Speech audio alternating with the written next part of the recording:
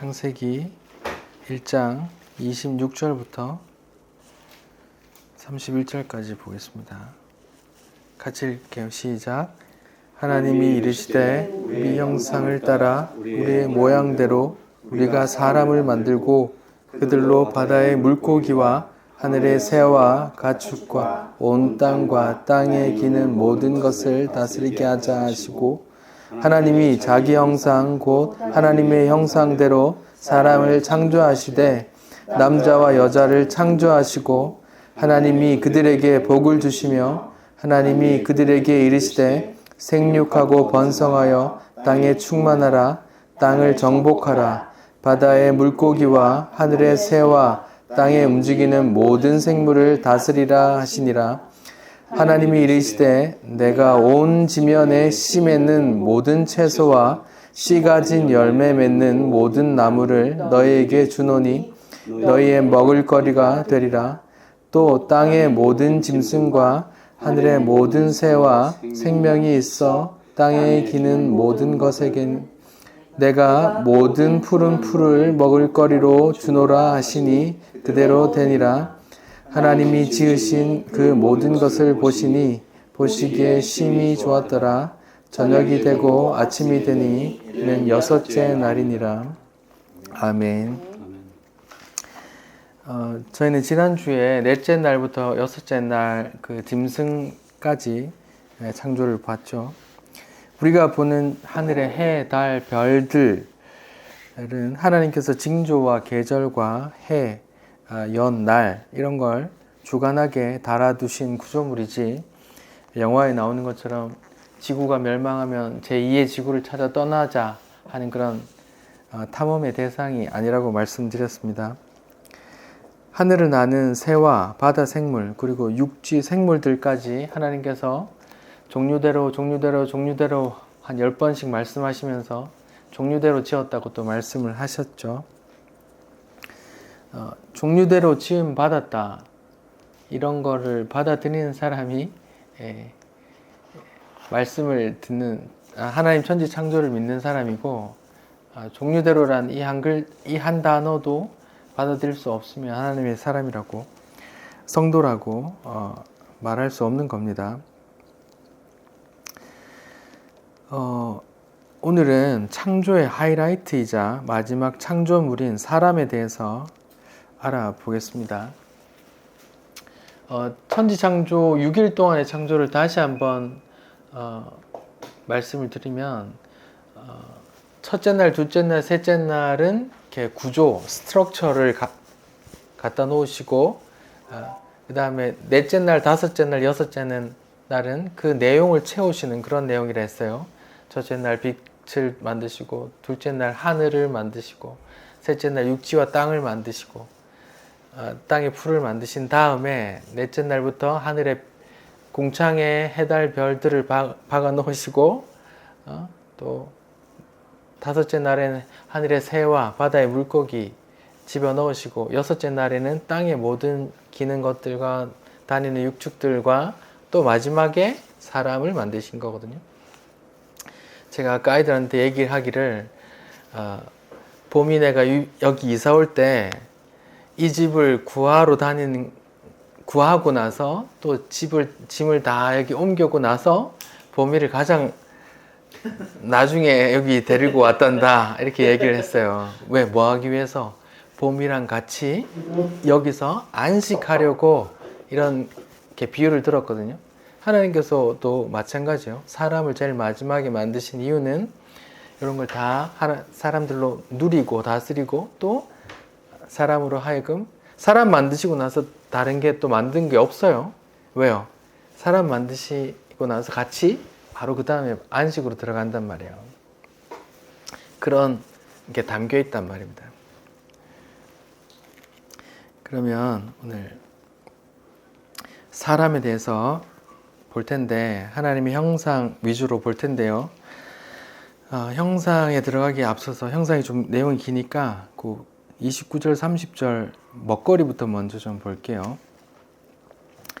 29절 30절 제가 읽을게요. 하나님이 이르시되 내가 온 지면에 씨 맺는 모든 채소와 씨 가진 열매 맺는 모든 나무를 너희에게 주노니 너희의 먹을거리가 되리라. 이제 사람에게 그런 채소와 씨 맺는 뭐 곡류와 과일들을 주셨단 말이에요. 또 땅 짐승과 하늘의 새와 모든 생명이 있어 기어가는 모든 것들에게는 뭘 식물을 주셨다고요? 풀을 먹거리로 주셨다 이렇게 얘기해요. 창조하신 모든 생물이 그러니까 풀과 채소, 과일을 먹었다는 것이 성경의 증언이에요. 뭐 이 있습니까? 없습니다. 왜요? 가인과 아벨 중에 가인은 뭘로 예배드렸고 아벨은 뭘로 예배드렸어요?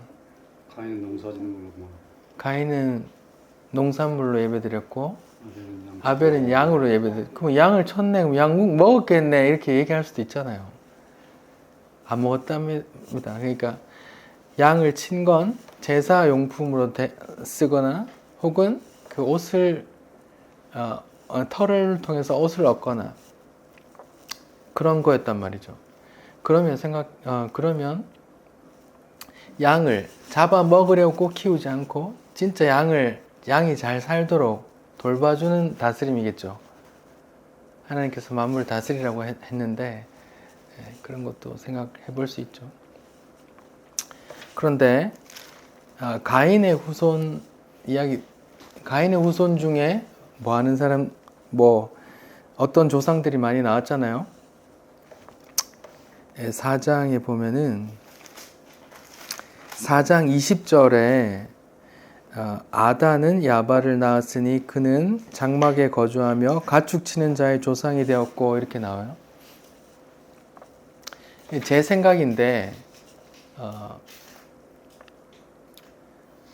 하나님께서 풀을 먹으라고 하셨는데 풀과 모든 과일을 주셨는데 가인의 자손이 이렇게 하나님의 자손으로부터 벗어나잖아요. 하나님께로부터 쫓겨나서 하나님과 따로 살기 시작하고 성을 만들고 하나님과 교류 없이 그런 자기들만의 왕국을 이루어 사는데 그들은 제 생각컨대 가축 기른 자의 조상이 되었다고 하는 거 보면 하나님의 말씀과 상관없이 고기를 먹고 있었을 것이다 이렇게 생각이 돼요. 그러면 하나님의 족보에 있는 사람들은 언제부터 고기를 먹었을까요? 9장 볼까요?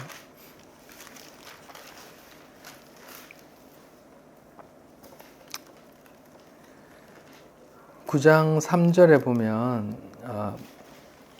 모든 산 동물은 너희의 먹을 것이 될지라 이렇게 나와요. 노아 홍수 이후에 노아가 방주에서 물이 빠지고 방주에서 나와서 땅에는 채소도 나무도 먹을 것도 없을 그런 상황에서 하나님께서 이제 먹거리를 허락하신단 말입니다. 그때부터 짐승을 먹으라고.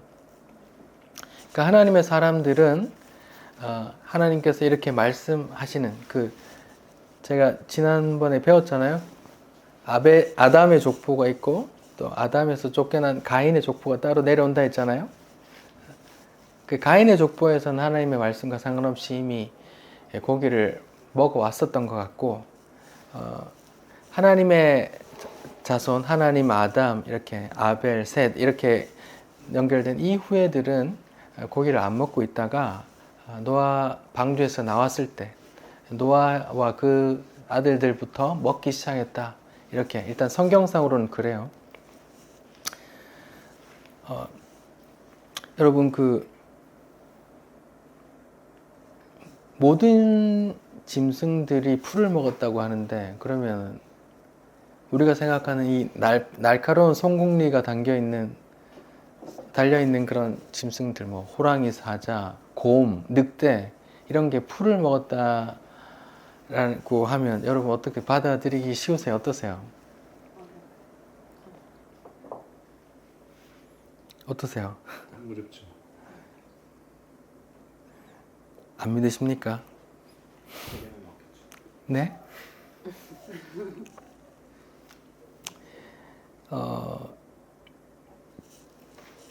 이사야서 한번 찾아볼까요?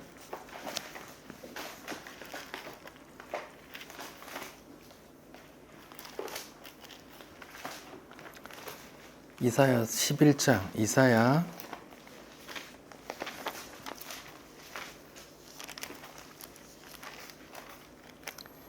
11장. 여기 11장에 보면 평화의 나라, 이렇게 하나님께서 완성할 그 회복하는 그 나라를 이제 예언하는데, 여기에는 이런 6절부터 제가 읽어볼게요. 그때 이리가 어린 양과 함께 살며 표범이 어린 염소와 함께 누우며 송아지와 어린 사자와 살찐 짐승이 함께 있어 어린아이에게 끌리며 암소와 곰이 함께 먹으며 그것들의 새끼가 함께 엎드리며 사자가 뭐처럼? 소처럼 풀을 먹을 것이며 젖 먹는 아이가 독사의 구멍에 장난하며 젖된 아이가 독사의 굴에 손을 넣을 것이라. 내 거룩한 산 모든 곳에 해됨이 없고 상함도 없고 이는 물이 바다를 덮은 같이 여호와를 아는 지식이 세상에 충만할 것임이라. 여기 보면 이런 메시지들이 저기 요한계시록에 나온 새하늘과 새 땅의 그런 그림들이거든요. 다시는 해함이 없고 다시는 저주가 없고 뭐 그런 표현들이 연결되는 거죠. 또 있어요. 65장, 이사야 65장을 한번 봅시다. 이사야 65장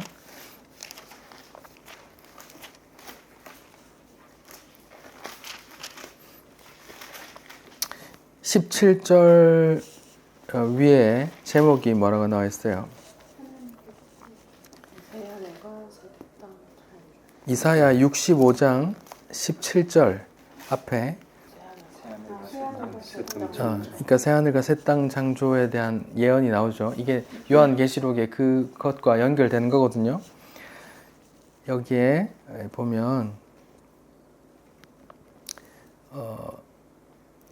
지금 쭉 보면 그 계시록 내용과 연결되는데 한 구절만 볼게요. 25절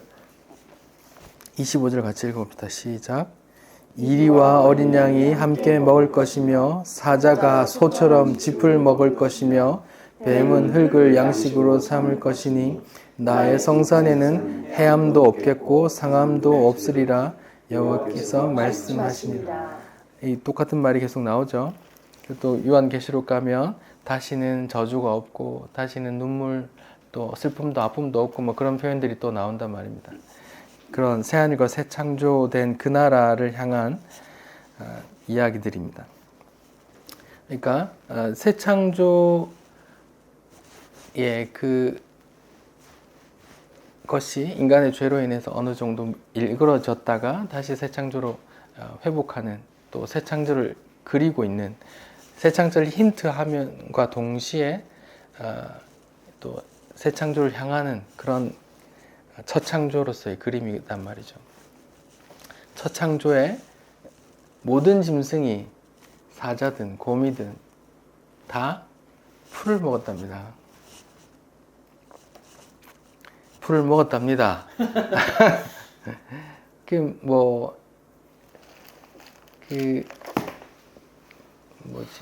동물병원 수의학적으로도 그게 안 맞잖아요.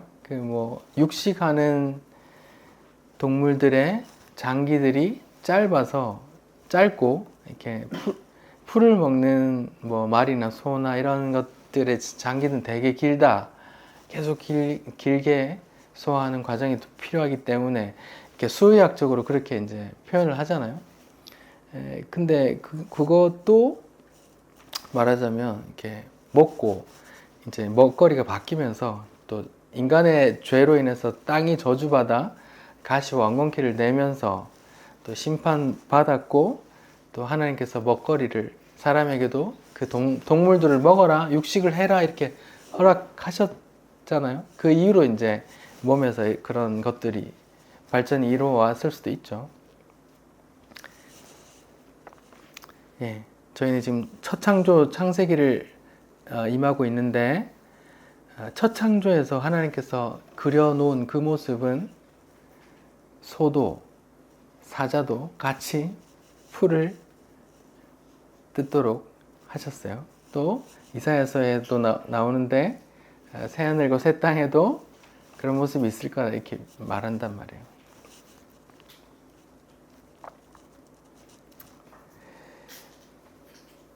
전혀 안 믿기는 사자 풀 뜯어 먹는 소리 하고 있네 이런 예, 그렇게 쓰여 있고 말씀하셨어요. 예. 받아들이시는 건 차차 하시고. 그러면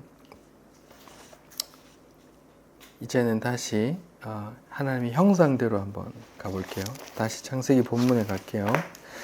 창세기 1장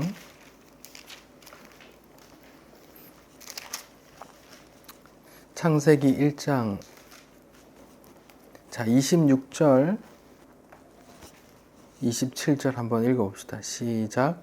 하나님이 이르시되 우리의 형상을 따라 우리의 모양대로 우리가 사람을 만들고 그들로 바다의 물고기와 하늘의 새와 가축과 온 땅과 땅에 기는 모든 것을 다스리게 하자 하시고 하나님이 자기 형상 곧 하나님의 형상대로 하나님을 창조하시되 남자와 여자를 창조하시고 네, 여기까지만요. 예, 하나님께서 사람을 창조하시는 기사가 나오는데 앞서 창조하신 모든 생물들과 다르게 다른 표현들이 나오죠. 제가 창세기 1장 1절 설명 드릴 때에 태초에 하나님이 천지를 창조하셨다 이 네 가지 단어를 설명할 때 하나님도 복수고 하늘들도 복수고 뭐 그런 표현들을 했잖아요. 엘로힘이 복수란 말입니다. 그때 왜 하나님이 복수냐 할 때 이제 성부, 성자, 성령의 그런 깊은 교제 가운데 세 분이면서 한 분이시고 또 한 분이시면서 또 세 분이시다 그런 말씀을 드렸잖아요. 그 한 분이시면서 세 분이시고 세 분이면서 또 한 분이신 그 주체들이 이런 사람을 만들기에 앞서서만은 서로 이야기했다는 그런 느낌이 있죠. 이전에 어떤 생물도 그런 게 없었어요. 그냥 종류들을 만드셨다. 있어라, 있고, 날아라, 뭐 물고기 날아, 내놔라, 물에게 명령하고 땅에게 명령하니까 그게 다 내놨는데 사람을 창조할 때만 우리가 이렇게 해볼까? 우리가 이렇게 만들까? 이렇게 만들자! 뭐 이렇게 하는 회의하는 형식의 어떤 그런 사뭇 진지한 좀 다른 피조물과 차별을 두는 듯한 그런 표현을 둔단 말입니다. 여기에서 이렇게 중요시 되는 게 26절에 우리의 형상을 따라 우리의 모양으로 사람을 만들고 여기서 사람은 아담이라는 원어예요. 여기서 이제 단어가 하나님의 형상, 우리의 형상과 우리의 모양, 하나님의 형상과 하나님의 모양은 뭔가 이런 신학적인 논제가 있어요. 하나님의 형상대로 사람을 만들었대요. 한번 돌아보십시오. 하나님의 형상이 보이시는가?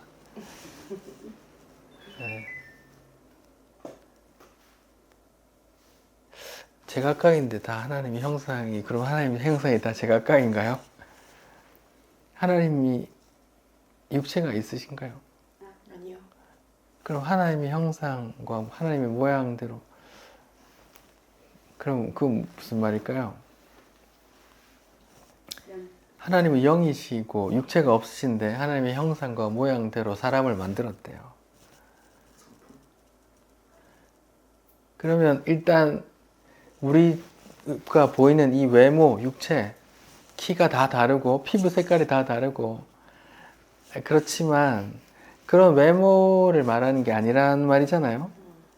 그러면 모든 사람에게 담겨있는 그 사람 속에 있는 하나님의 형상, 그 보이지 않는 어떤 것이라는 게 더 자연스러운 해석이잖아요. 그렇죠? 근데 초대 교부라고 하면 이제 어거스틴이나 뭐 그런 분들은 이게 이제 하나님의 형상이라고 하는 말은 이렇게 외모를 말하고 우리의 모양이라고 하면 좀 내면적인 거룩함 이런 게 아닐까 이렇게 해석을 했어요. 근데 제가 보기에는 하나님의 형상도 하나님의 모양도 다 하나님이 형체가 없으시니까 다 어떤 그런 하나님이 영적인 그런 것이 아닌가 이렇게 생각이 들어요. 그럼 하나님의 형상은 뭐고 하나님의 모양은 뭐냐? 그거에 대해서 좀 준비를 했는데요. 하나님의 형상, 우리의 형상대로 이렇게 했는데, 형상이라는 말은 이렇게 원어가 첼렘이라는 단어인데요. 이렇게 그냥 단어 자체의 의미는 그림자 이런 의미예요. 그림자. 하나님의 형상으로 인간을 만들었는데 그림자라는 게 뭐예요? 실체가 있기에 존재하는 거고, 실체에 따라서 움직이는 거고, 실체에 따라서 크기도 짧아지고 크기도 변하는 거고 움직이기도 다른 거고, 실체와 연결된 그런 그림자라는 개념이 있는 거고, 모양이라는 단어는 데무트 하면 이제 닮은 것,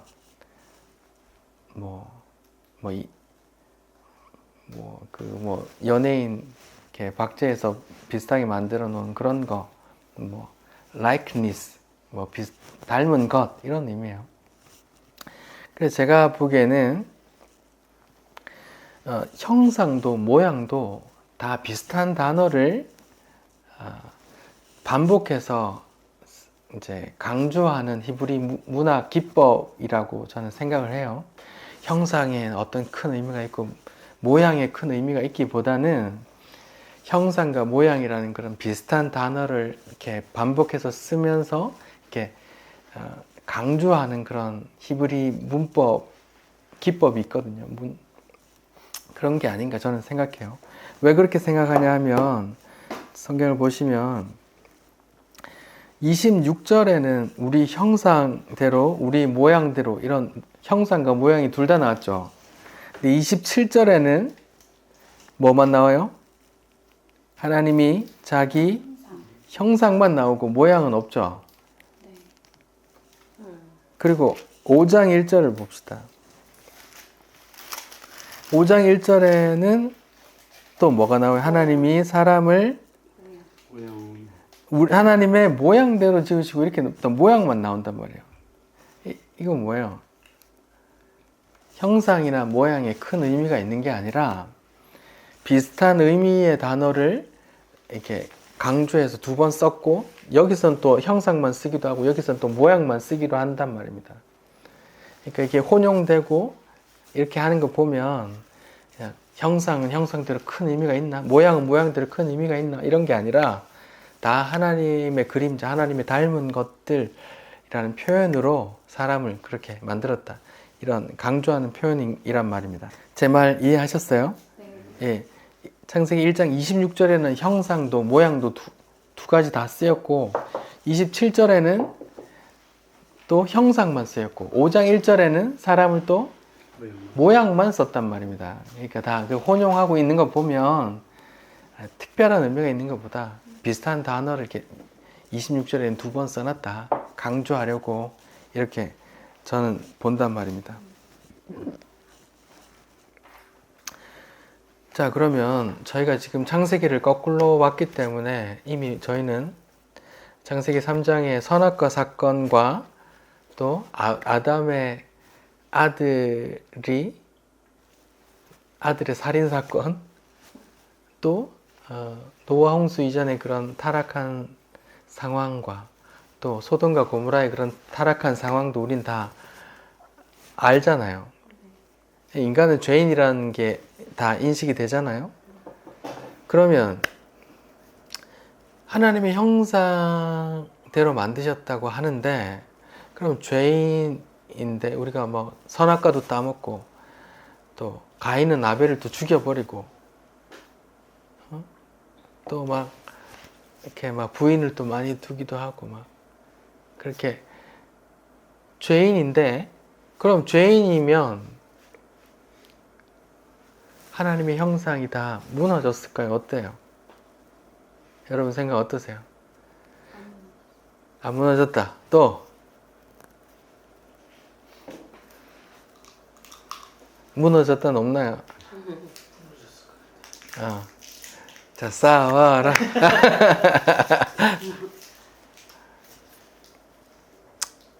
네.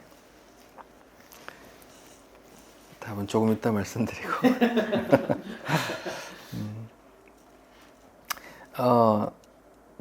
뭐 결론부터 말씀드리면 인간은 죄인인데 죄로 인해서 하나님의 형상이 일그러졌다. 이렇게 찌그러진 면은 있지만 여전히 모든 사람에게 하나님의 형상이 담겨 있다. 이렇게 말하는 게 성경의 증거거든요. 한번 볼게요. 창세기 9장 6절을 한번 찾아봅시다. 창세기 9장 6절. 창세기 9장 6절. 창세기 9장은 노아 홍수 후에 노아 가족이 방주에서 나와서 하나님께 제사를 드리고 나서 이제 하나님께서 하시는 말이에요. 이제 살인하지 말라라는 말씀을 하시면서 9장 6절 같이 읽읍시다. 시작. 다른 사람의 피를 흘리면 그 사람의 피도 흘릴 것이니 이는 하나님이 자기 형상대로 사람을 지었습니다. 보세요. 지금 이 시기는 노아 홍수 심판 이후에요. 그러니까 선악과로 또 있었고 가인 아벨 살인 사건도 있었고 죄인의 상태를 인정하는 상태인데도 하나님께서 뭐라고 하세요? 살인하지 마. 모든 사람에게는 하나님의 형상대로 지어졌거든. 살인하면 그놈도 죽여야 돼. 왜? 하나님의 형상이 담겨 있거든. 모든 사람에게는. 이렇게 말한단 말이에요. 또 야고보서 3장 9절에는 제가 읽어볼게요. 이렇게 표현한단 말이에요. 사람의 입으로 하나님도 찬송하고 사람도 저주한다 이런 표현이 있는데 이렇게 읽어요. 야고보서 3장 9절. 이것으로 입이에요. 우리가 주 아버지를 찬송하기도 하고 또 이것으로 하나님의 형상대로 지음을 받은 사람을 저주하니 이렇게 나와요. 그럼 뭐 노아 홍수 이후에도 그러니까 선악과 그런 죄를 다 겪은 이후에도 하나님께서는 여전히 사람을 하나님의 형상이 담겨 있다고 말씀하시고 야고보서에서 신약에서도 사람의 입을 말하면서 입으로 하나님께 찬송도 하고 하나님의 형상으로 지음받은 사람을 저주하기도 해 이렇게 말한단 말이에요. 여전히 모든 사람에게 하나님의 형상이 담겨 있다고 말하는 겁니다. 그러니까 죄로 인해 하나님의 형상이 일그러지긴 했지만 여전히 하나님의 형상이 담겨 있다 이렇게 해석이 되는 거예요. 지금 하나하나 문제를 해결하고 있습니다. 잘 따라오세요. 그럼 하나님의 형상은 뭔데? 아까 하나님의 형상이 없으니까 형체 없잖아. 육체 없잖아. 하나님 영이시잖아. 그러면 그래 육체는 아니다고 치면 그러면 하나님의 형상은 뭔데? 라고 질문하잖아요.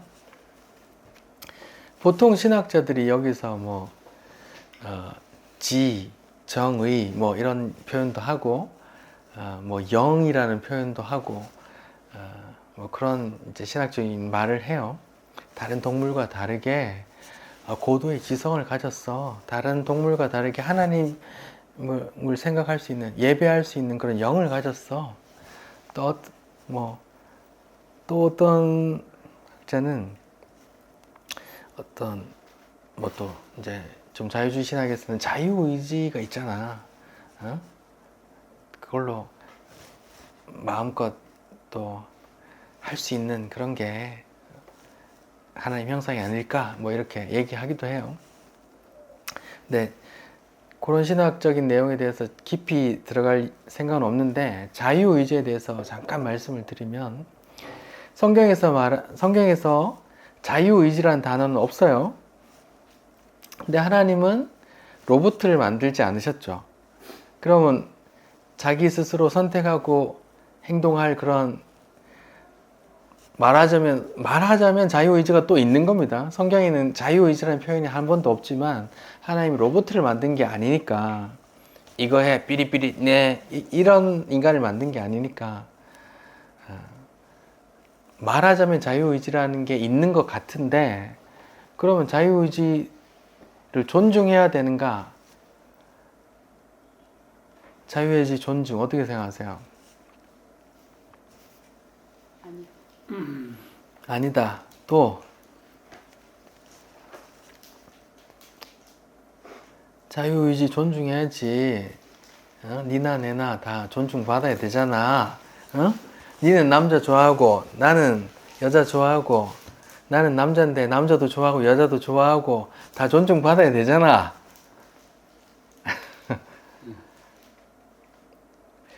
성경에서 말하는 자유의지는 제한적인 자유의지를 말해요.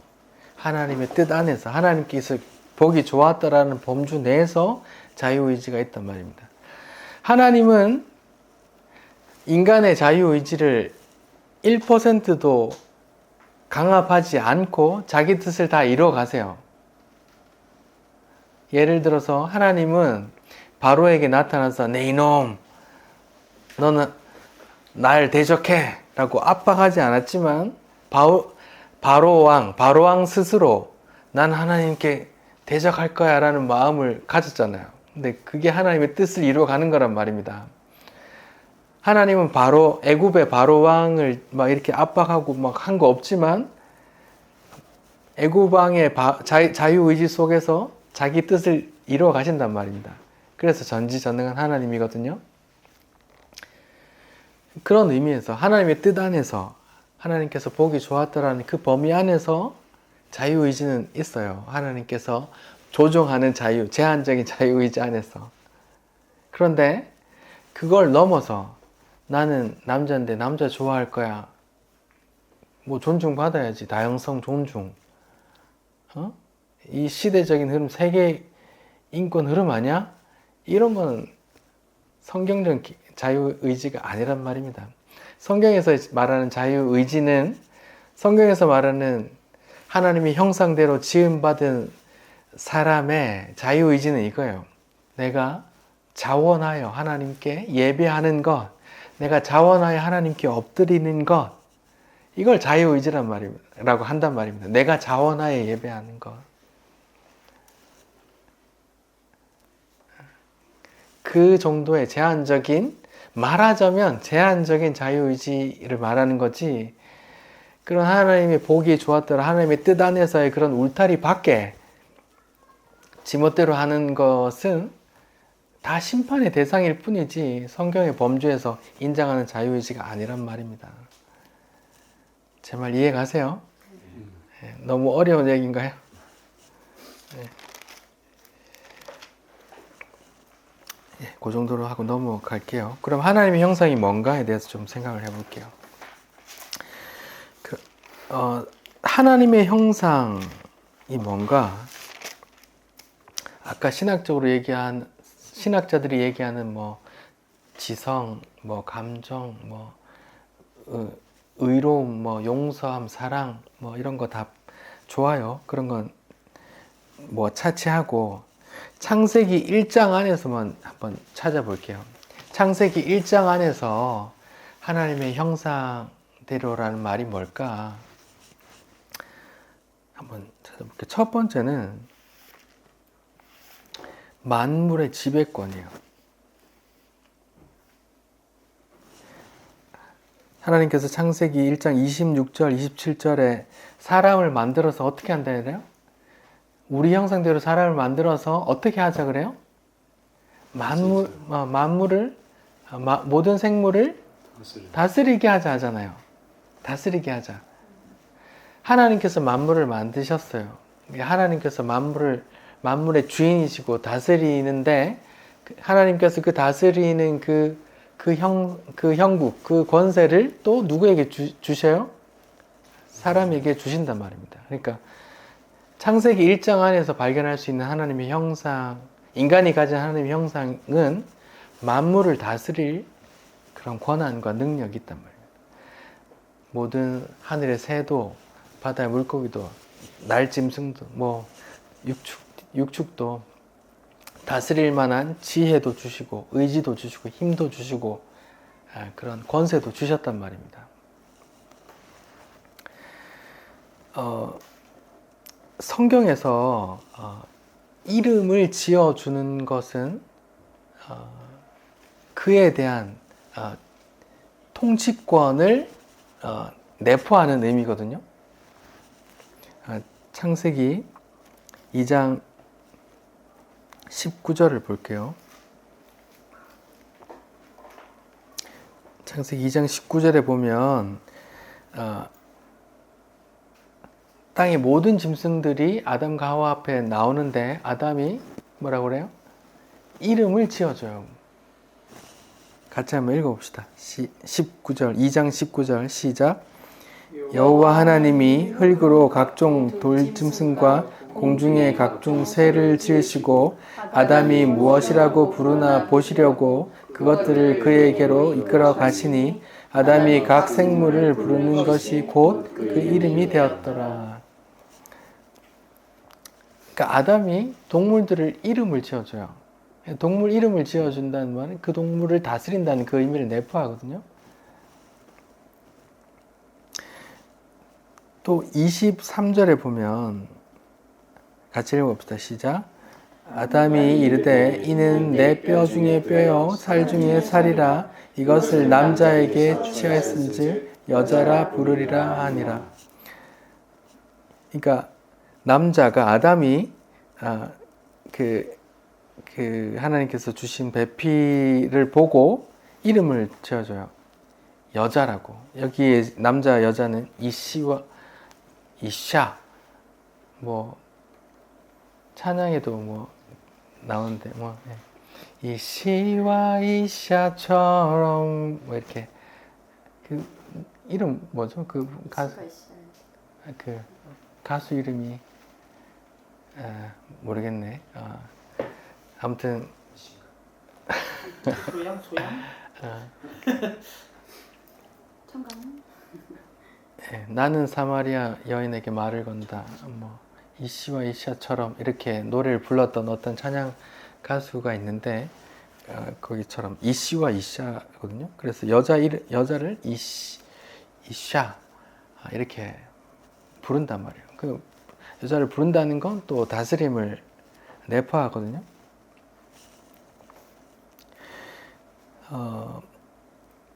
또 하나님께서 창세기 17장 5절에 아브라함에게 아브람이란 이름으로 이제 안 부를 거야. 너를 아브람 말고 아브라함이라 부를게 라고 이렇게 또 이름을 바꿔주시고 또 창세기 32장 28절에 하나님께서 야곱을 이름을 이제 너를 이스라엘이라 부를게 이렇게 또 이름을 바꿔주신단 말이에요. 그런 거는 하나님의 주권이나 하나님의 통치권, 소유권이나 어떤 그런 거를 김봉류 김봉류 맞습니다.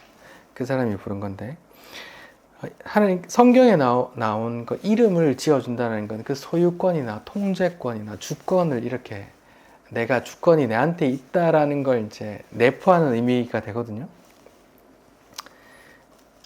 이게 지금 하나님의 형상에서 하나님의 형상이 뭔가, 인간에게 담겨있는 하나님의 형상이 뭔가, 첫 번째로 만물의 지배권이라고 저는 말씀을 드려요. 만물의 지배권. 아담이 동물들을 보고 이름을 지어줘요. 그 다스림이란 말이에요.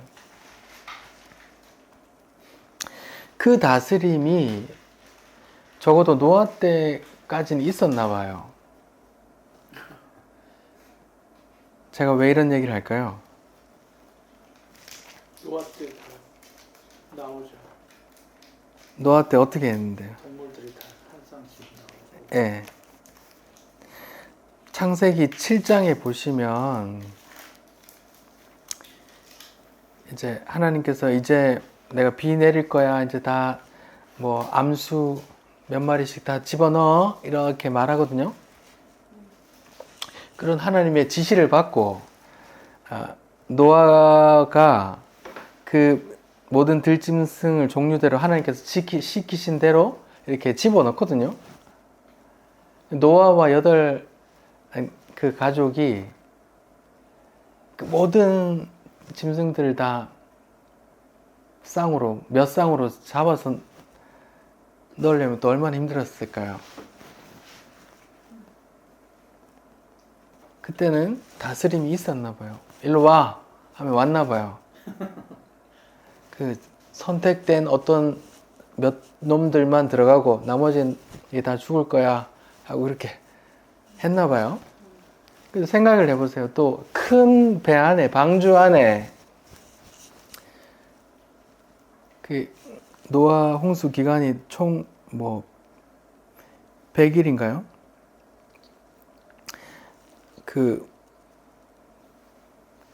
비가 40일 동안 내렸고 뭐 총 한 100일이 넘게 있었던 것 같은데 그 큰 방주 안에 뭐 사자도 호랑이도 코끼리도 악어도 뱀도 다 들어가 있었을 거 아니에요. 그 100일 넘게 150일. 150일 동안 그 방주 안에서 먹을 걸 누가 줬을까요? 서로 막 잡아먹게 했을까요? 아니죠. 먹을 거를 누가 줬을까요? 노아와 그 가족이 줬을 거 아니에요. 네. 넌 이것만 먹어. 좀 더 주세요. 아니 그냥 그것만 먹어. 야 싸우지 마. 예.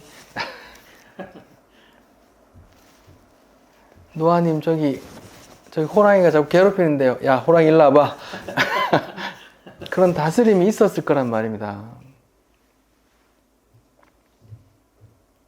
150일 동안 그 안에 같이 생활하려면 먹이를 주고 다스림이 있었을 거 아니에요.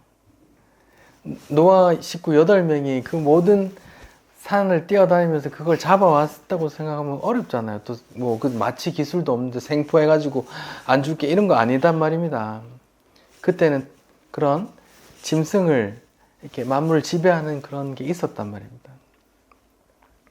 근데 점점 인간이 죄가 극해지고 땅이 인간의 죄로 인해서 저주받고 가시와 엉겅퀴를 내고 그런 짐승들, 땅도 짐승들도 다 인간 때문이야 하면서 원망을 갖게 되니까 지금은 어때요? 지나가는 개도 사람에게 짖는단 말입니다. 아! 이렇게 노아 때는 상상할 수 없던 일이란 말이에요.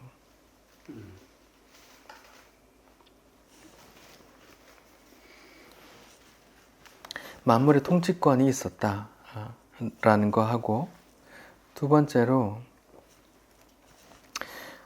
통치권 하면 좀 이렇게 좀 거부감이 들 수 있는데 막 독재나 뭐 이런 게 아니란 말이에요.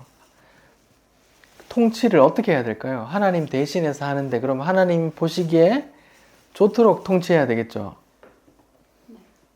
하나님 보시기에 좋도록 막 죽여 이게 아니겠죠. 그 다스림이라는 거는 정말로 그들이 잘 살 수 있도록 보살펴준 내 자식이 잘 사는 것처럼 아까 아벨이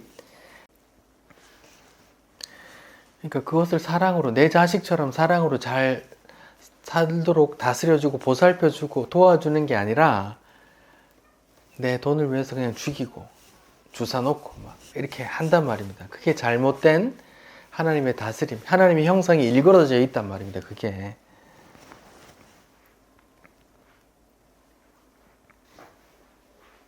선악과 따먹고 나서 땅이 인간으로 인해서 저주받았잖아요. 또 로마서에 보면 모든 피조물이 또 탄식한다고 나오거든요. 찾아봅시다. 로마서 8장 22절. 로마서 8장 22절.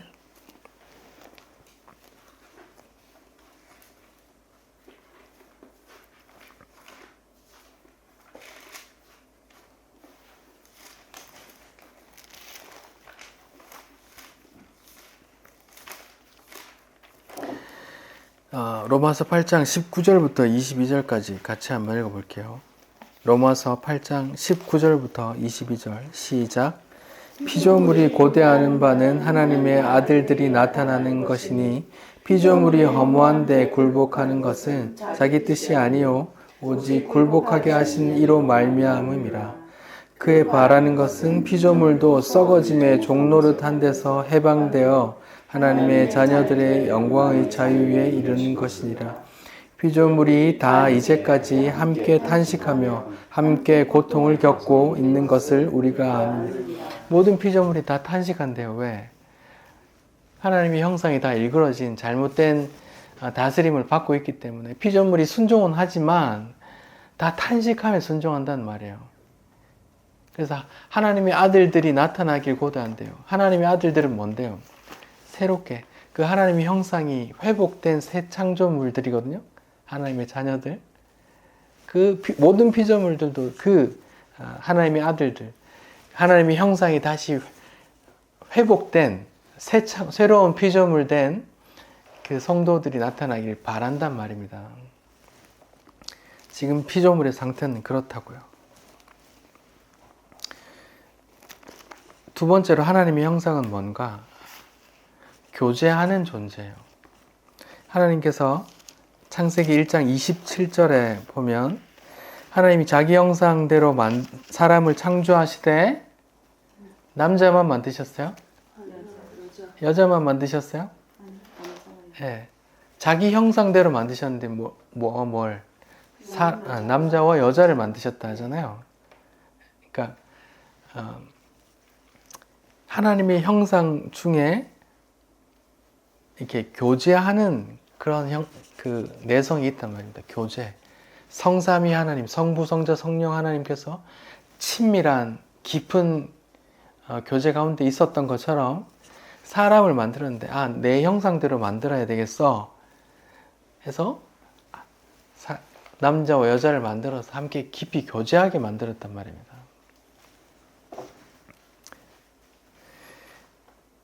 그 하나님이 담긴 형상이 왜곡되지 않았을 때 아담의 말을 들어보죠. 창세기 2장 23절 창세기 2장 23절 같이 읽어봅시다. 시작. 아담이 이르되 이는 내 뼈 중에 뼈요 살 중에 살이라 이것을 남자에게 취하였은지 여자라 부르기로 하니라. 보세요. 아담이 그 여자를 처음 보고 나서 말하기를 이건 당신은 남이 아닙니다. 완전 내 몸입니다. 내 뼈고 내 살입니다. 그 여자의 볼때기를 찝으면서 이건 남의 살이 아닙니다. 지금 내 볼때기를 찝고 있는 겁니다. 이 뼈를 만지고 있는데 이 뼈는 당신 뼈가 아닙니다. 내 뼈입니다. 이러면서 하나됨, 그 깊은 교제를 이야기했는데 이런 하나님의 형상이 죄로 인해서 선악과 따먹고 어떻게 바뀌었어요? 원수 죄가 따먹어. 네, 15절 같이 읽어봅시다. 2장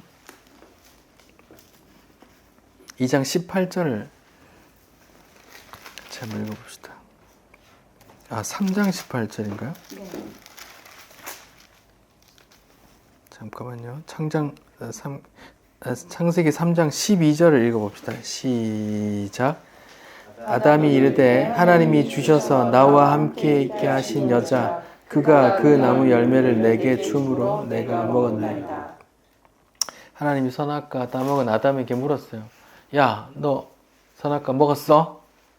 물으니까 하나님 내가 먹은 게 아니고요. 저 인간이 내한테 줬어요. 이렇게 한단 말이에요. 갑자기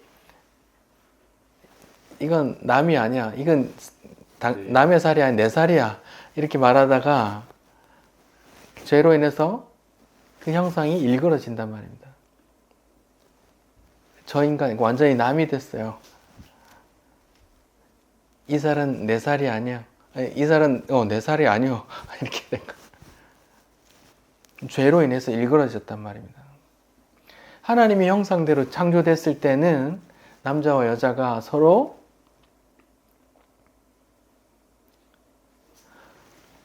이거는 당신 살이 아니고 내 살이요. 이렇게 하고 다녔단 말이에요. 근데 지금은 애가 조금만 잘못해도 네 탓이라고 하고 있단 말이에요. 죄로 인해서 하나님의 형상이 완전히 사라진 건 아니지만 일그러져 있단 말입니다. 근데 주께서 본을 보이시죠? 주께서 뭐라고 본을 보이세요? 아내를 내 몸같이 네, 사랑하고 남편에게 에베소서 5장을 봅시다. 신약 에베소서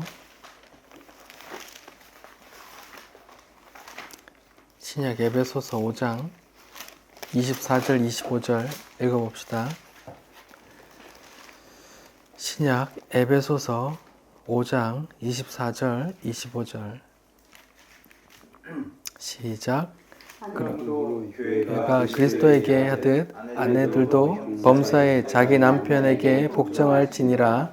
남편들아 아내 사랑하기를 그리스도께서 교회를 사랑하시고 그 교회를 위해서 자신을 주신 같이라. 이렇게 말한단 말이에요. 주께서 다시 또 본을 보이시고 회복하시려고 하시는 거예요. 일그러진 그 형상을 주께서 이렇게 회복하려고 하신단 말이에요. 그렇게 가르침을 준단 말이에요. 남편들아, 주께서 교회를 위해, 신부된 교회를 위해 목숨 바쳐 사랑하듯 그렇게 사랑해줘. 이렇게 그 형상을 또 회복시켜 주려고 하신단 말입니다. 세 번째는 지금 하나님의 형상이 뭔가 창세기 안에서 제가 답을 찾고 있어요. 첫 번째는 하나님의 형상, 만물의 다스림, 통치권. 두 번째는 뭐예요? 교제하는 존재. 성삼위 하나님의 깊은 교제. 그리고 세 번째는 하나님과 관계 속에서 책임감 있는 존재. 이거예요. 하나님께서 28절에 창세기 1장 28절에 명령을 하세요. 복을 주시고 명령을 하세요.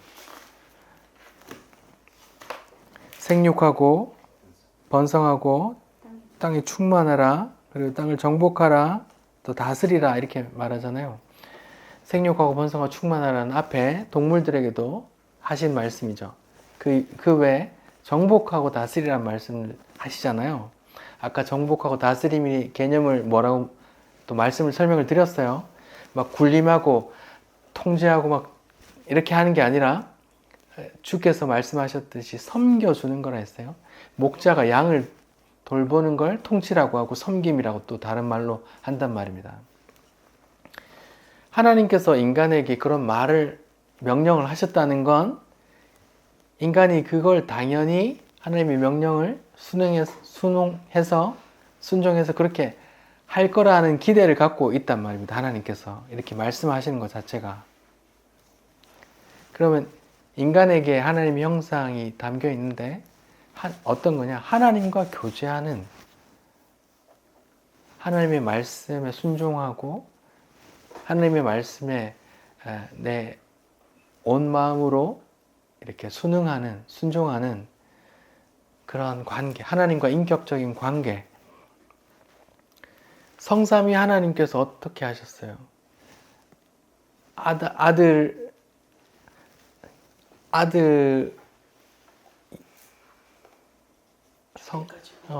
성삼위 하나님, 성부, 성자, 성령 하나님이 계시는데 그 서로가 어떻게 서로 하셨어요? 아들 대신 성자 예수님은 그 아버지의 마음의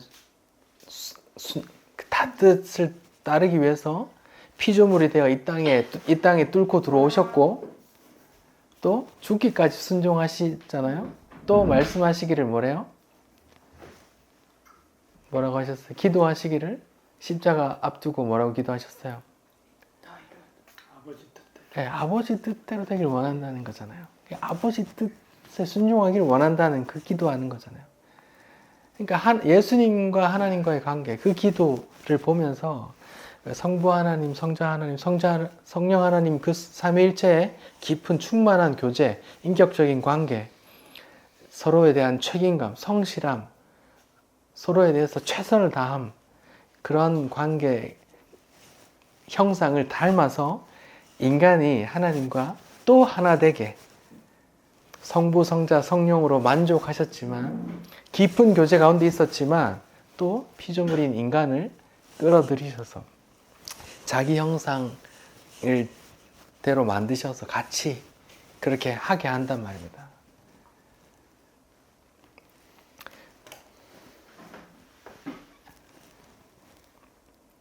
요한복음에서 예수님께서 내가 태초에 하나님과 깊은 교제 가운데 있었는데 너희도 그걸 하나 되길 원한다 하면서 기도하시는 장면이 요한복음 16장, 17장에 나오거든요.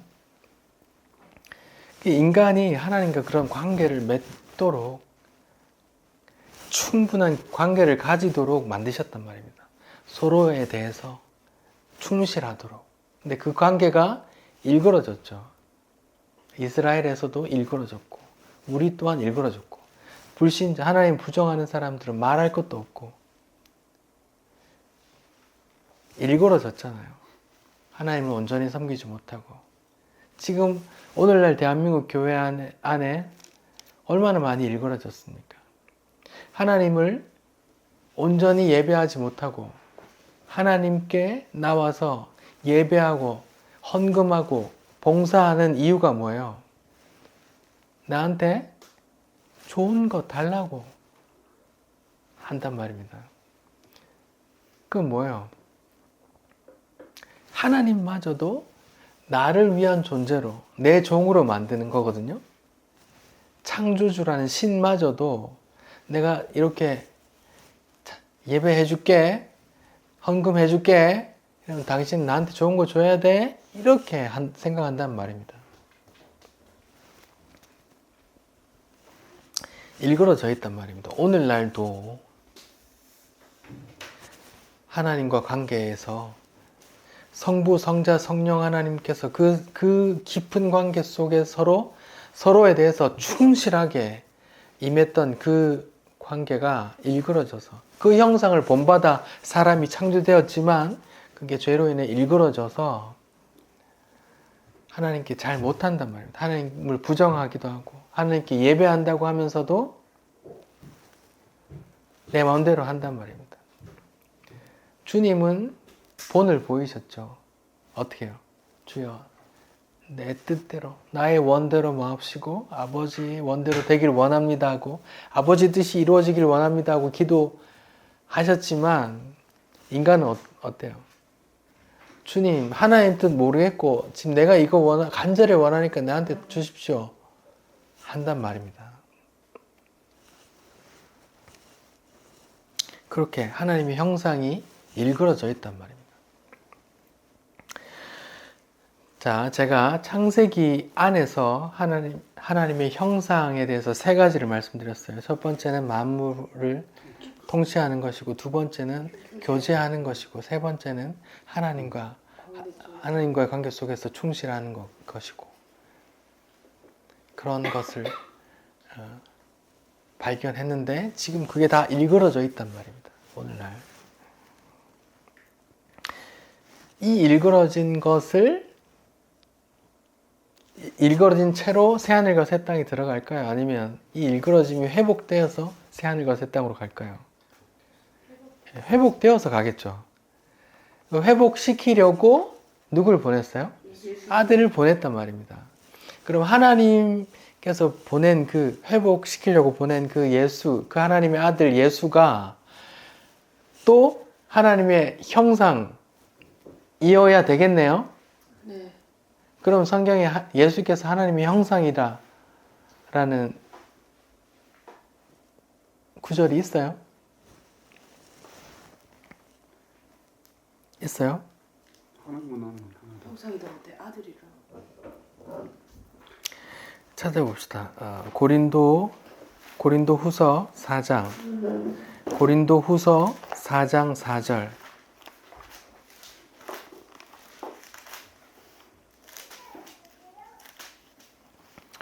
고린도 후서 4장 4절.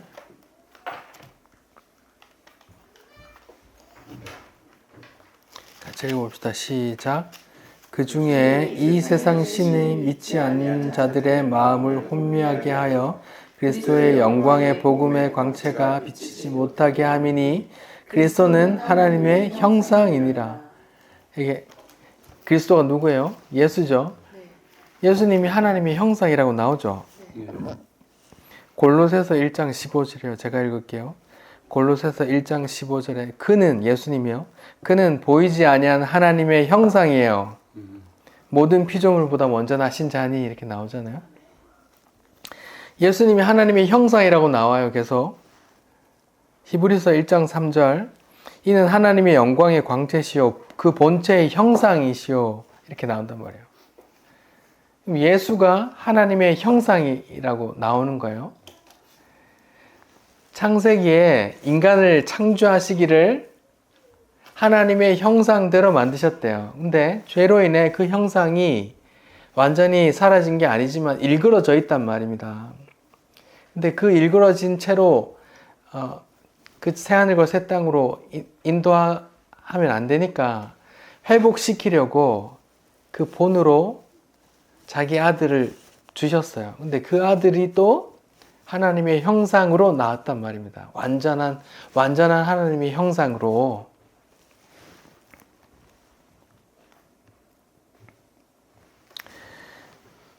요한복음 14장에 빌립과 예수님의 대화에서 이렇게 나와요. 빌립이 이르되 주여 아버지를 우리에게 보여주십시오. 그러면 족하겠습니다 하니까 예수께서 이르시되 빌립아 내가 이렇게 오래 너희와 함께 있으되 네가 알지 못하느냐? 나를 본 자는 아버지를 보았거늘 어찌하여 아버지를 보이라 하느냐? 이렇게 말한다. 정명석이 이 말을 막 따라 하던데 하나님 안 보여요? 나 있잖아 나 이렇게 그 정명석이라는 사람이 자기가 나보고 하나님 보라고 그렇게 말하던데 이 말을 따라 하는 거거든요. 그 사입이 이단이고 예수님께서 빌립이라는 사람에게 말한단 말이에요. 어찌하여 하나님 아버지를 보이라고 하니 내가 하나님의 형상이잖아 이렇게 말한단 말이에요. 그러니까 하나님의 형상 하나도 상하지 않은 채 그대로 하나님의 형상으로 내려오신 분이 예수란 말입니다.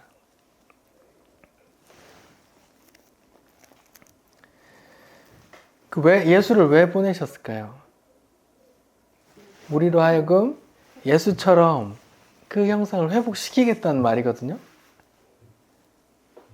지금 너희는 하나님의 형상이 일그러져 있어. 그래서 내가 내 아들 보내서 본을 보여줄게.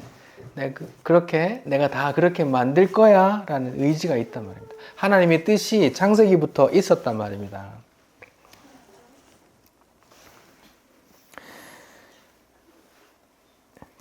신약 성경 봅시다. 로마서 8장 29절. 로마서 8장 29절.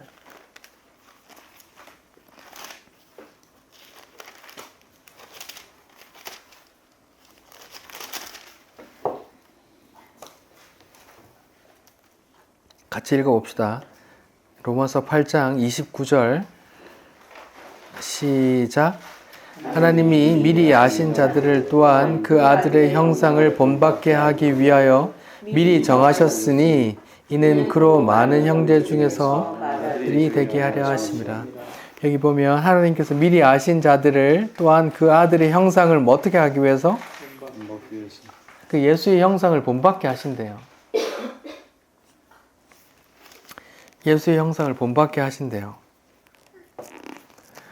미리 택한 자들이 있는데 그 자들로 하여금 예수를 본받게 하게 한대요. 다시요. 성경에 로마서에 이렇게 말해요.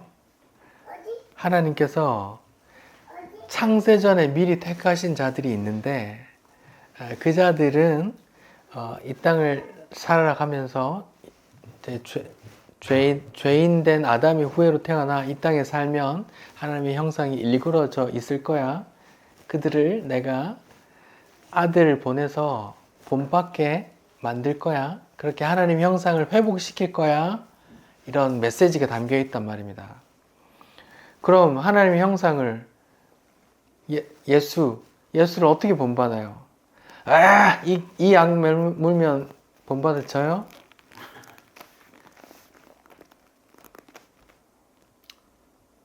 이 약 물고 노력해 본 사람만 알 수 있겠죠. 루터도 그렇고. 루터는 어떻게 했어요?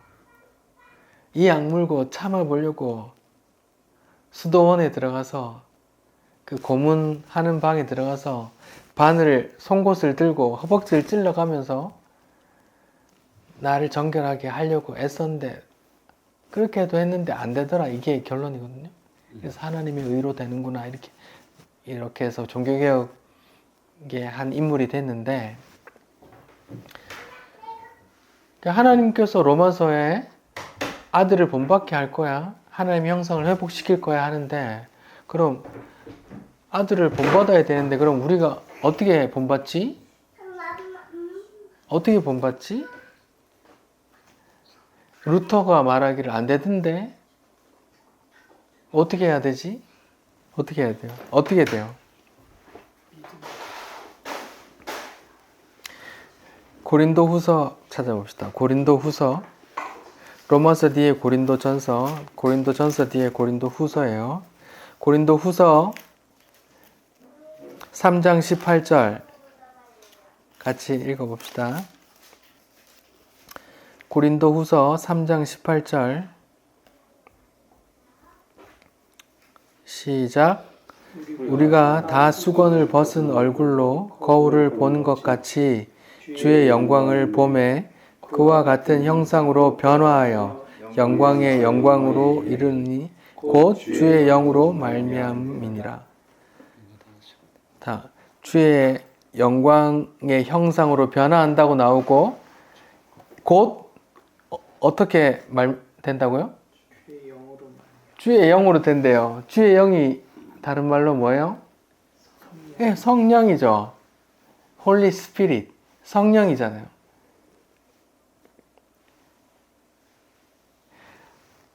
하나님께서 하나님의 형상대로 우리를 창조하셨어요. 근데 죄로 인해서 그 형상이 일그러졌어요. 그래서 그 형상을 회복시키려고 모델을 줬어요. 예수라는 모델을.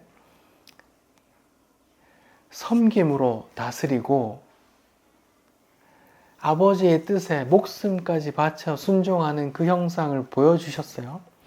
그걸 닮아가게 만드신대요. 자기가 택한 사람들을. 그러면 어떻게 하는데요?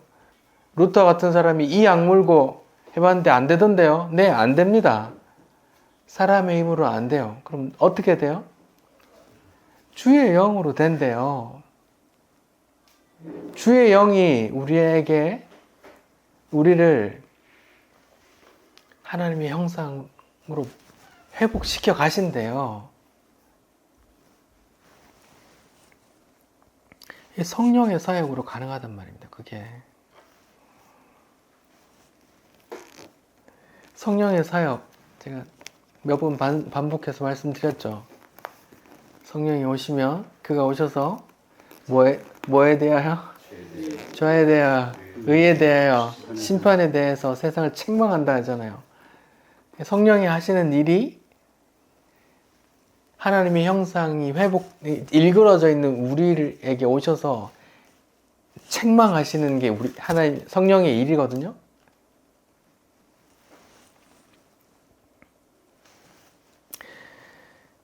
갈라디아서 봅시다. 갈라디아서 5장 16절 17절.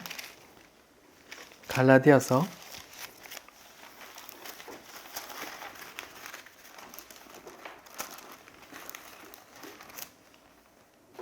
고린도후서 후에 있습니다. 갈라디아서 5장 16절 17절. 성령이 하시는 일을 봅시다. 시작. 내가 이르노니 너희는 성령을 따라 행하라. 그리하면 육체의 욕심을 이루지 아니하니라.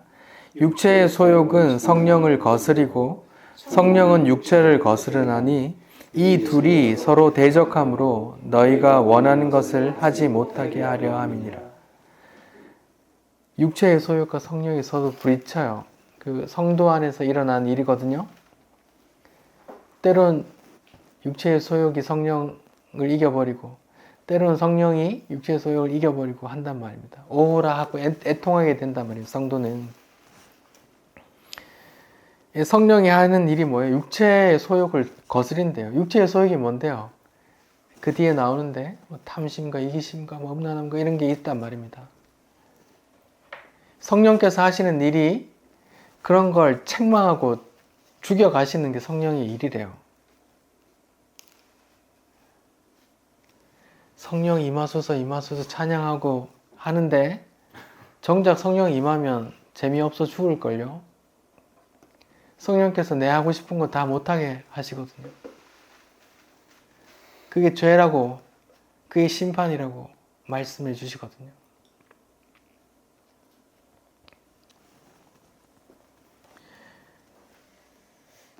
우리 지난해 1년 동안 계속 설교 제가 했는데 사랑과 희락과 화평과 오래 참음과 자비와 양성과 충성과 온유 절제, 이게 뭐예요? 성령의 열매라 그랬죠. 인간의 힘으로 나오는 게 아니라 성령의 열매라 그랬어요. 성령의 열매란 말입니다. 이런 게 성도들에게 맺히고 이렇게 맺어가면서 하나님의 형상을 회복시켜 가신단 말입니다. 예수님께서 마태복음 5장에 산상수훈 이야기 하시면서 팔복을 또 얘기하시죠. 그것도 마찬가지예요.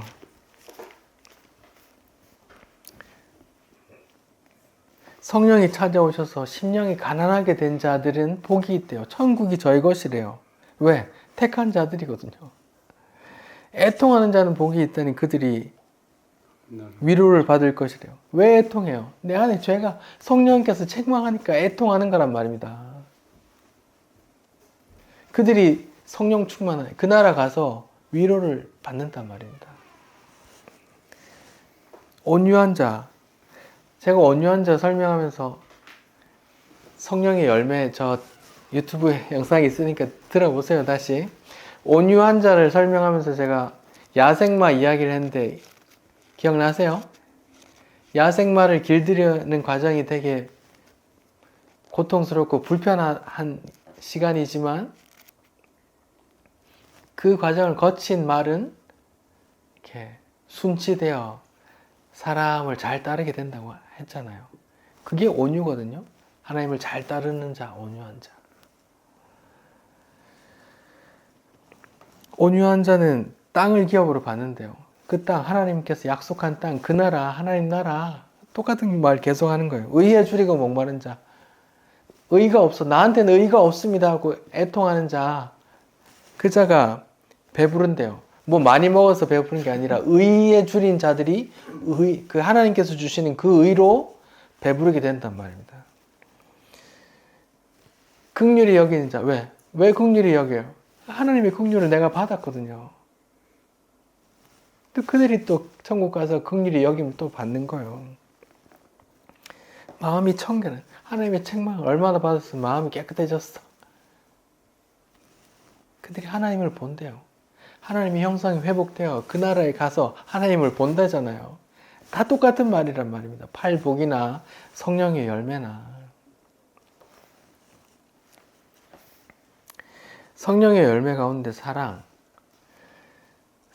예로 들어볼게요. 예수님께서 강조하시고 가신 게 사랑이거든요. 내가 너에게 새 계명을 주노니 서로 사랑하라 하셨잖아요. 그 형상이 회복된 자들이 또 사랑하게 된다니까요. 우리 고린도전서 13장을 한번 봅시다. 고린도전서 13장은 사랑장인데요. 고린도전서 13장, 뭐 노래도 다 아시죠? 내가 천사의 말 한다 할지라도 사랑이 없으면 아무것도 없고. 우리 3절 읽어봅시다. 시작. 내가 내게 있는 모든 것으로 구제하고 또 내 몸을 불사르게 내줄지라도 사랑이 없으면 이게 아무 유익이 없느니라. 보세요. 사랑은 성령의 열매 중에 하나라고 했어요. 그러면 사랑이 하나님의 사랑을 모르는 자들은 그 성경에 말하는 그 사랑을 내놓을 수 없다고 말했어요. 3절을 다시 한번 보세요. 고린도전서 13장 3절에 내게 있는 모든 것으로 구제하는 걸 세상에서는 사랑이라고 한단 말입니다. 내 몸을 불사르게 내어주는 걸 세상에서는 사랑이라고 한단 말이에요. 근데 그걸 사랑이라고 취급하지 않고 또 뒤에 뭐라 그래요? 사랑이 없으면 아무것도 아니래요. 세상에서는 내 가진 것 모든 걸 내놓는 걸 사랑이라 한다니까요. 내 몸을 불살라 누군가를 도와주는 걸 사랑이라고 말한다고요. 근데 그게 사랑이 아니래요. 성경이 말하는 그 사랑 없으면 아무것도 아니래요. 그러니까 그 사랑은 다른 사랑이란 말입니다. 내가 지금 모든 것으로 구제해도 세상에서는 그걸 사랑이라고 하는데 그거 사랑 아니야. 그런 거 해도 사랑 없으면 아무것도 아니야. 내 몸을 불살라 내 희생해서 누군가를 도와주는 걸 사랑이라고 말하는데 그거 해도 아무 소용없어. 사랑 없으면 라고 말한다고요. 그 사랑, 성령의 열매로서 사랑이란 말입니다. 성령 임한 자들이 성령의 책망을 계속 받는 자들에게 튀어나오는 그 사랑, 내가 먼저 하나님께 받은 그 사랑을 아는 자가 할 수 있거든요. 나오게 되거든요.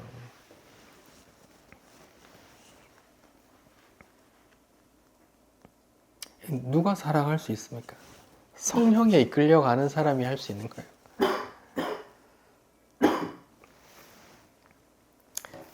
그래서 고린도전서 13장 제일 끝에 13절에 믿음, 소망, 사랑 이 세 가지는 항상 있을 것인데 그 중에 제일은 사랑이라. 이 말이 무슨 말이에요? 믿음, 소망, 사랑 서열이 있어요? 등급이 있어요?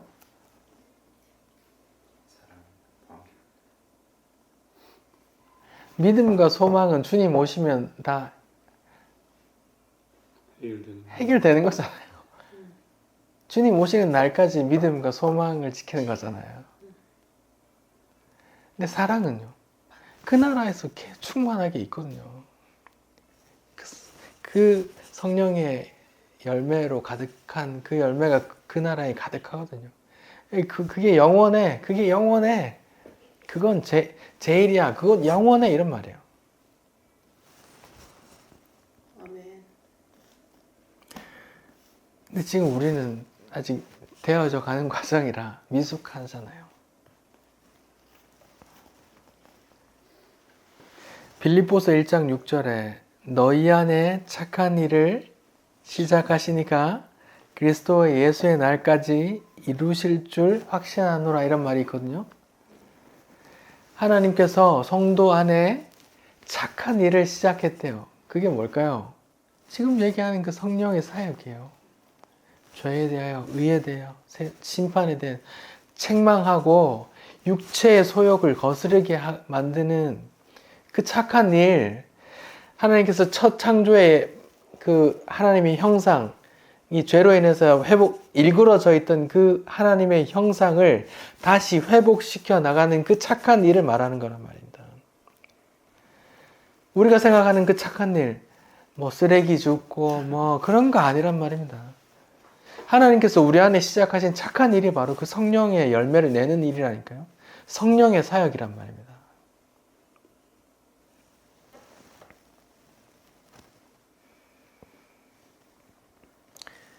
그렇게 성령의 사역 가운데 있는 자들을 새 창조물이라고 해요.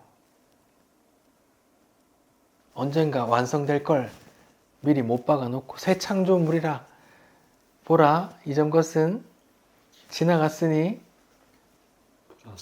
보라, 새 것이 되었도다. 이렇게 말한다고요. 새로운 창조물, 새하늘과 새 땅에 어울리는 새 창조물이라고 말한다고요. 그들이 그 하늘의 형상을 또 입게 되는 거란 말입니다. 고린도전서 15장이요. 고린도전서 15장 고린도전서 15장 45절부터 49절까지요. 고린도전서 15장은 부활장이에요. 부활장에 관해서 말씀하는데 고린도전서 15장 45절부터 49절에 아담 첫 창조물 하나님의 형상대로 창조된 그 첫 창조물 아담부터 또 예수 이야기도 나오고 또 새로운 형상 이야기도 나온단 말입니다. 한번 읽어봅시다. 고린도전서 15장 45절부터 49절까지요. 시작. 기록된 바 첫사람 아담은 생명이 되었다 함과 같이 아담은 살려주는 영이 되었나니 그러나 먼저는 신령한 사람이 아니요 유기의 사람이요 다음에 신령한 사람이라. 첫사람은 땅에서 났으니 흙에 속한 자이거니와 둘째 사람은 하늘에서 나셨느니라. 무릇 흙에 속한 자들은 저 흙에 속한 자와 같고 무릇 하늘에 속한 자들은 저 하늘에 속한 이와 같으니 우리가 흙 속한 자의 형상을 입은 것 같이 또한 하늘에 속한 자의 형상을 입으라. 하나님께서 아담을 창조하셨죠. 생명이라고 그 코에 생기를 불어넣고 생명이라 말했죠. 근데 그 원어는 다른 짐승들하고 똑같은 생물이란 단어였거든요. 하나님께서 아담을 창조하셨어요. 근데 그 아담은 하나님께서 온전한 그 창조물이 아니셨어요. 그것이 그 새 창조를 향한 힌트이고 모형이에요. 첫사람 아담과 마지막 아담 예수로 인한 그 과정이란 말입니다. 흙에 속한 형상이 있고 또 하늘에 속한 형상이 있대요. 우리는 그 예수께서 보여주신 그 형상을 입을 겁니다. 예수께서 지금 고린도전서 15장은 부활장이에요. 주의 형상을 입는데요. 주께서 하나님의 형상으로 오셨잖아요. 또 하나님의 형상으로 올라가셨고 우리가 또 주의 형상으로 입게 된대요. 지금은 다 육의 형상을 입고 있지만 하나님의 형상을 입게 되어서 간대요. 믿으십니까? 하나님의 형상에 대한 소망이 있단 말입니다. 그렇게 돼야 그 새하늘과 새 땅에 어울리는 사람이 되거든요.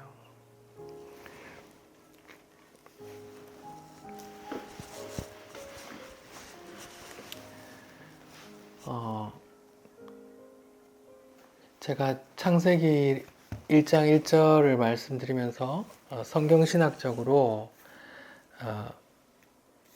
보건대 종말이 창조를 앞선다 이런 말씀을 드렸어요. 하나님께서는 창조 이전에 이미 그 종말의 완성, 새하늘과 새 땅을 이미 다 계획하시고 창세기를 써내려 가신다고 말씀드렸어요. 그런 의미로 창세기가 어떻게 수정 보완되어 새하늘과 새 땅이 이루어졌다 이런 말씀을 계속 드렸어요. 창세기 1장과 요한계시록 21장, 22장의 새하늘과 새 땅의 모습을 계속 오버랩시켜 비교, 대조하면서 말씀을 드렸단 말입니다. 여섯째 날 사람도 마찬가지예요. 첫사람 아담을 창조하셨지만 하나님의 형상대로 창조하셨지만 그 창조물이 일그러질 것을 미리 하나님께서 다 알고 계셨고 또 그 하나님의 뜻 속에서 그 아들을 보내 영광받아 그 아들로 인해서 그 택한 자들을 그 형상으로 본받게 해서 새하늘과 새 땅에 넣을 거야 라는 그 계획을 그 장대한 계획을 미리 창세기 1장 1절 전에 창세 전에 이미 다 계획해 놓으신 게 하나님의 뜻이란 말입니다. 하나님께서 만드셨는데 죄를 지었네 하면서 당황하시면서 그 다음 해결 방안을 막 찾아가신 게 아니라 요한계시록까지 그 모든 과정을 하나님께서 뜻하시고 그 뜻을 펼쳐 나가시는 게 이 역사란 말입니다. 이해가 되세요? 우리는 그 예수님의 형상을 본받아 갈 것이고 예수님께서 부활하신 그 형상으로 새하늘과 새 땅에 들어갈 겁니다. 네, 기도하겠습니다.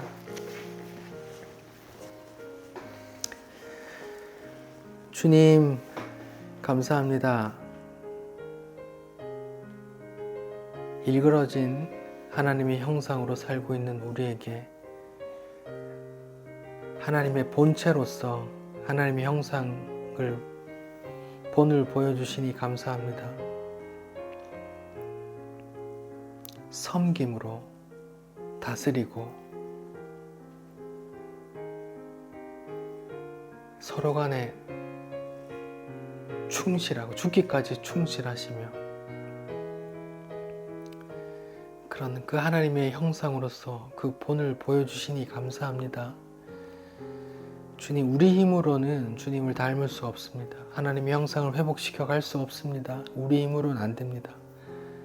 주의 영으로, 성령으로 그 착한 일을 해 가신다 말씀해 주시니 감사합니다. 인간으로는 할 수 없으나 하나님은 다 하시느니라 그 말씀 붙들고 실망스러운 오늘의 모습도 모습이지만 살아가겠습니다. 소망을 갖고 살아가겠습니다. 우리에게 그 주의 형상, 그 하나님의 형상을 회복시켜 가실 줄 믿습니다. 우리를 인도해 주옵소서. 예수님 이름으로 기도드립니다. 아멘.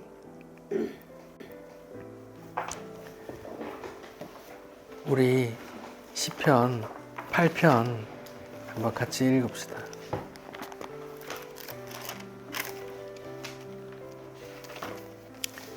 시편 8편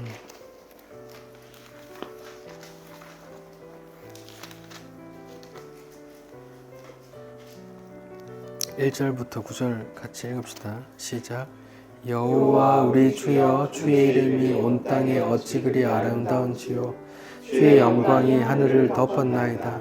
주의 대적으로 말미암아 어린 아이들과 젖먹이들의 입으로 권능을 세우시며 인 원수들과 보복자들을 잠잠하게 하려 하심이니이다. 주의 손가락으로 만드신 주의 하늘과 주께서 베풀어 두신 달과 별들을 내가 보니 사람이 무엇이기에 주께서 그를 생각하시며 인자가 무엇이기에 주께서 그를 돌보시나이까. 그를 하나님보다 조금 못하게 하시고 영화와 존귀로 관을 씌우셨나이다. 주의 손으로 만드신 것을 다스리게 하시고 만물을 그의 발 아래 두셨으니 곧 모든 소와 양과 들짐승이며 공중의 새와 바다의 물고기와 바닷길에 다니는 것이니이다. 여호와 우리 주여, 주의 이름이 온 땅에 어찌 그리 아름다운지요. 주의 창조가 이야기가 나오고 주의 다스림도 이야기하고 4절에 보시면 사람이 무엇이기에 주께서 우리를 생각하시고 인자, 하나님의 인자예요. 인자가 무엇이기에 주께서 그를 돌보시나이까. 그를 하나님보다 조금 못하게 하시고 영화와 존귀와 관을 씌우셨나이다. 이게 다 그리스도에 대한 이야기인데 그리스도의 형상을 회복할 또 우리의 이야기이기도 하단 말이에요. 사람이 무엇이간데 주께서 그렇게 생각하시고 천사보다 조금 못하게 하나님의 형상으로 만드셨습니까? 하나님 어떻게 그렇습니까? 우리 이렇게 실망스러운 모습을 보이는데요. 이런 찬양이거든요. 이게 찬양해 봅시다. 여호와 우리 주여.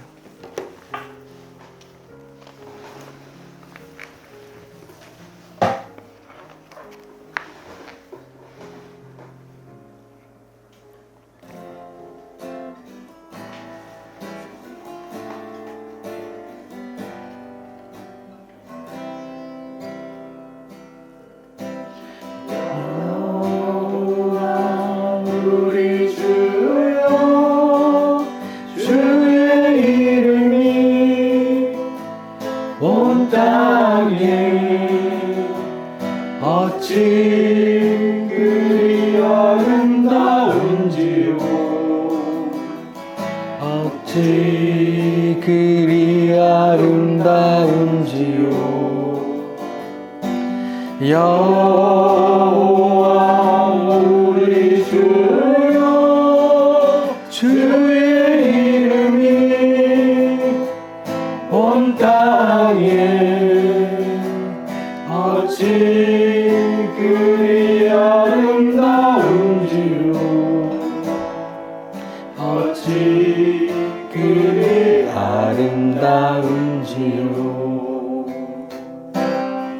주의 손가락으로 지으신 주의 하늘과